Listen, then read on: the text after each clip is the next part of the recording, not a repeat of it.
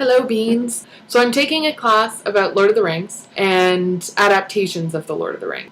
So I decided I would write the paper on the adaptation of characters. So even though all of the members of the Fellowship and the sort of heroic races are described variously as kind of white or pale or light, Peter Jackson made a choice to cast actors who were white or white passing in those heroic roles.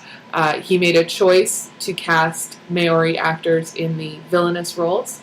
So I think it's important that we are aware that that's a choice and it's not an inevitability. I know that when people go to see movies based on books that they love, the thing they're most interested in is sort of accuracy, right? How well has the book been portrayed on the screen? But in adaptation theory, it's pretty well understood that fidelity is not really possible, right? You can't actually make a movie that's entirely faithful to the book. So an act of adaptation is more of an act of deciding what you choose to bring to life on screen or what you choose to leave out of your adaptation. Jackson chose to adapt the characters with a sort of faithful race and a faithful gender, but I'm not sure that choice was the right choice, and that's essentially the argument that I make in my paper.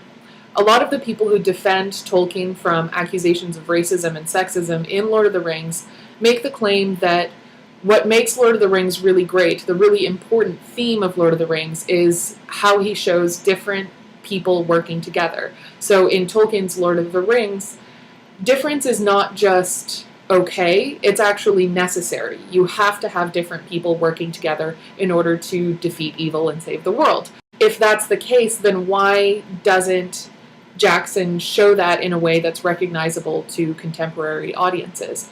We are aware of difference in race, political inequality and discrimination, those kinds of things are things that we know as modern audiences.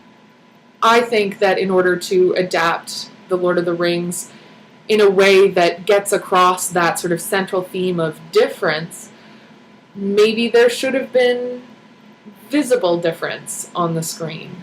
I support this argument by pointing out that there are a lot of fan artists who gender and race bend various characters in Lord of the Rings. So race and gender bending is when you take a white character or a male character and draw them or portray them as a different race or a different gender. This is done a lot in fan fiction and fan art because frequently the most interesting characters tend to be white and male, and so fan works are a way to show that that's not the only way that you can have interesting characters. And I think that a lot of the fan artists who work to race and gender bend in Lord of the Rings fandom make a really strong case for the necessity of showing elves and dwarves and hobbits and men as being not just white and not just male. So I haven't gotten my mark back. That's coming tomorrow, and I'm terrified. I think perhaps I wrote a fandom paper and not an adaptation paper. But I got to put Noelle Stevenson's artwork in an essay. So I feel good about it.